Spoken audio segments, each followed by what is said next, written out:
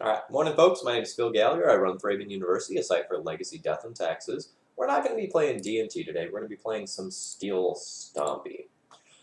So in case you're not familiar with the deck, we play out sort of similarly to other Stompy decks in that we're reliant on Chalice of the Void in order to try and lock our opponents out of the game. But our finisher package involves a lot of creatures that start out pretty small, but can end up growing big. One of the sub-themes of the deck is +1/+1 counters. So we have them in Arcbound Ravager, Steel Overseer, Hangerback Walker, and Walking Ballista. Of note, all of these cards play very, very well with Sword of Truth and Justice, which lets you proliferate. So I think this card is sweet in D&T, but it gets even better in this shell, where you have more initial sources of +1/+1 counters. The main deck of this isn't sort of like overly surprising in any way, other than the sword maybe. But if you notice, we have two swamps and an Urboard here for a light black splash in the sideboard. You know, assume you're never hardcasting these. But Plague Engineer is an absolutely insane legacy power level card. It's just like great for it to come into play and nuke half of your opponent's battlefield in a lot of matches and still leave around a death touching body afterwards. So there aren't that many black producing lands, but we do have Mox Opals and Lotus Petals to help power these cards out. So it's probably worth being a little awkward to cast in order to have this power level card in your deck. There's also one of Diabolic Edict to help you out with Merit Lodge. Sometimes this shell goes and plays like Caracas in order to help out with that sort of matchup, because like we can't really interact with big creatures in this deck. Smaller creatures, you can gun them down with Ballista, exile them with Warping Whale, kill them with Ratchet Bomb, but the big stuff's problematic, and Edict helps out with that a lot. I do nothing a lot. Thank you very much for the positive support. I really appreciate it. I felt a little bit bad about like the amount of content I've been producing while at Latin Academy, which is why I did the daily DMT videos ahead of time. So the support means a lot, and I hope you enjoyed today's content. I think that's all I want to say here. I don't want to do long deck techs while I'm at Latin Academy because, well, my time is limited. So we're in a roll. I have been having a ton of fun playing Legacy lately. I think the format's in a great place. It's been really interesting because we've gotten like all these high power level cards right in a row, and the metagame keeps shifting, and so like it's really rewarding your adaptation and your ability to kind of like read the room, so to speak. Ooh. Well, looks like this league ends tomorrow. So it looks like I'm finishing this league today, one way or another.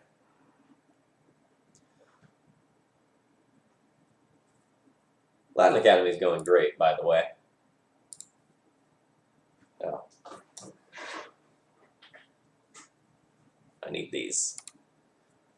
Yeah, Latin Academy is going great. It's super busy, but I love it, and I'm having an absolute great time.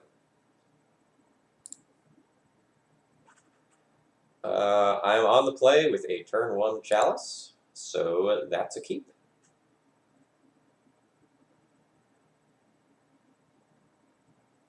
This is probably going to be a turn 1 Chalice for 1,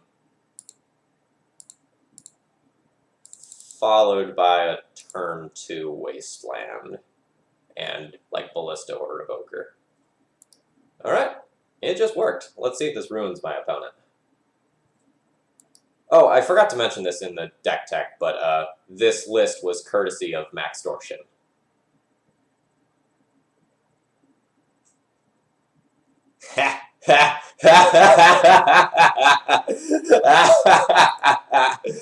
Oh, God.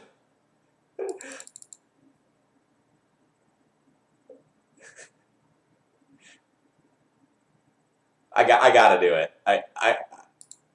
I just have to ruin this person's life.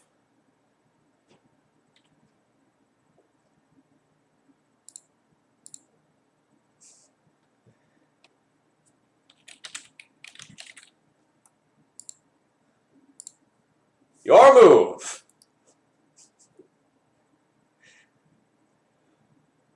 Nah, this is probably the one of Tropical Island in Amped that's sometimes used for sideboard Abrupt Decay.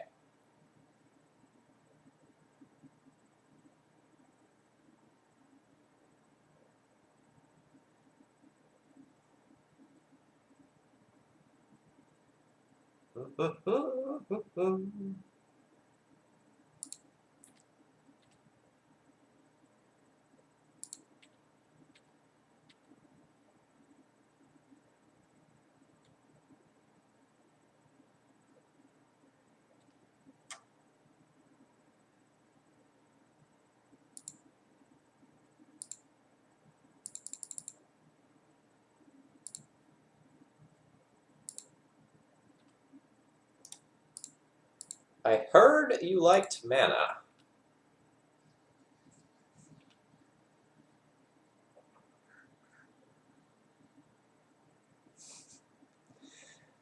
Well, that was absolutely savage. Alright, so what do we have for them? Warping Whale's probably still good enough. Thorns are great. I can consider Ratchet Bomb as an out to goblins or to just like savagely wreck them if they go and play out a bunch of artifact mana to play around Chalice and Thorn, and then I just get to like sweep those off the board. This also hedges against just an early Empty the Warrens to try to get me. I don't know that I want to go this deep, but I'll see how much stuff I have to like actively sideboard out. So Vault Scourge ends up being one of your go-to cuts for this deck. It's great in matchups where your life total is super relevant, like say any flavor of Delver, but against like the combo and control decks, the fact that it's a lifelinker is kind of whatever.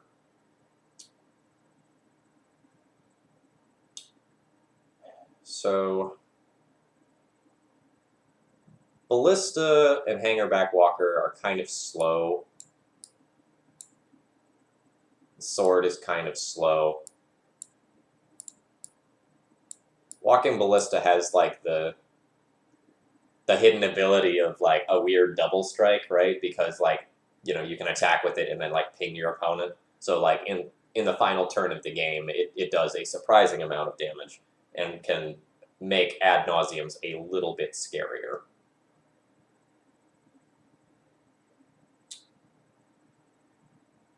I think I'm going to end up cutting Hangerbacks. Because if I cut those three, then that leaves me at the right number of slots. It's possible that, like, a fairy is better than, like, this sword or the ballista. Like, I love this sword, but as you saw, like, we don't really need to do that much damage to our opponent before the game is just absolutely out of reach.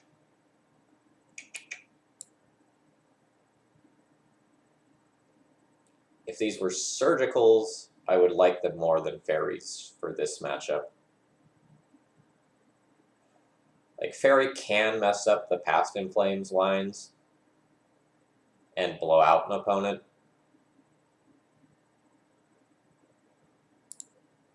But I don't know that I love it. I am unsure about that. This hand is absolutely great. So if our opponent goes turn 1 discard, I still have, like, I will have one of these two cards around still.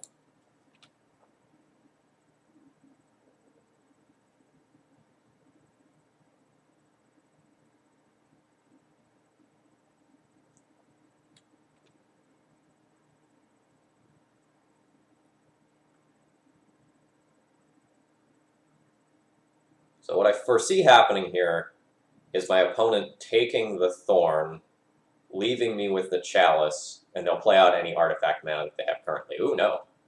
I'm wrong. Ooh, is it better to just Thought-Knot Seer here on turn 1? Probably not.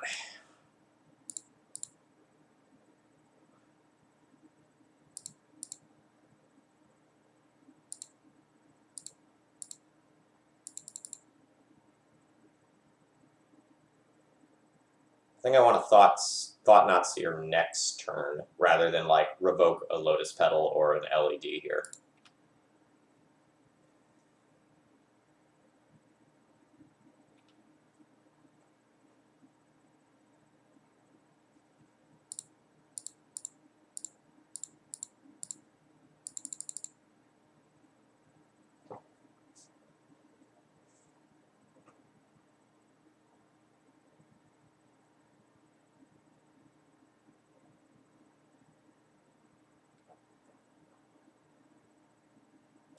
Fair. Fair.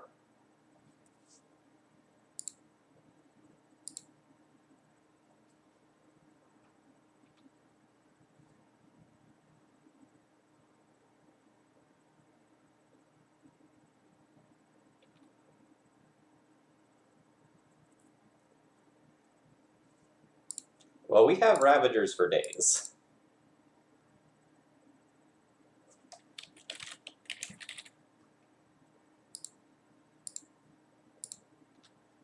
And just in case you're kind of like unsure about what to do in this situation, generally speaking, it's usually better to name the Lion's Eye Diamond because it produces more mana and enables more shenanigans with Infernal Tutor.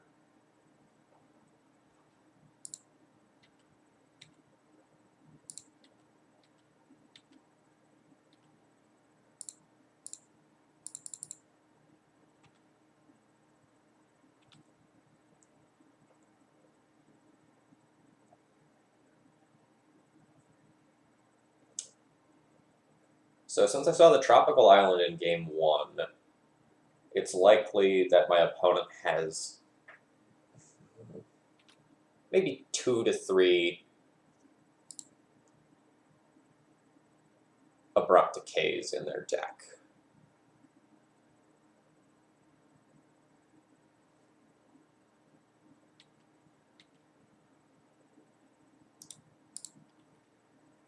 That may mean they have fewer copies of things like Hurkyl's Recall, but I'm still going to assume that some of those are in the deck.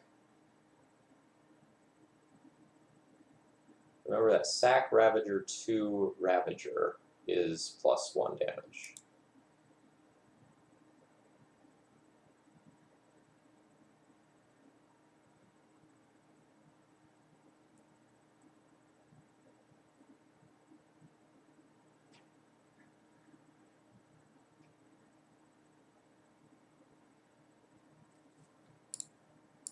Sorry, why is that +1 damage? Or do you just mean like sack another Ravager to first Ravager?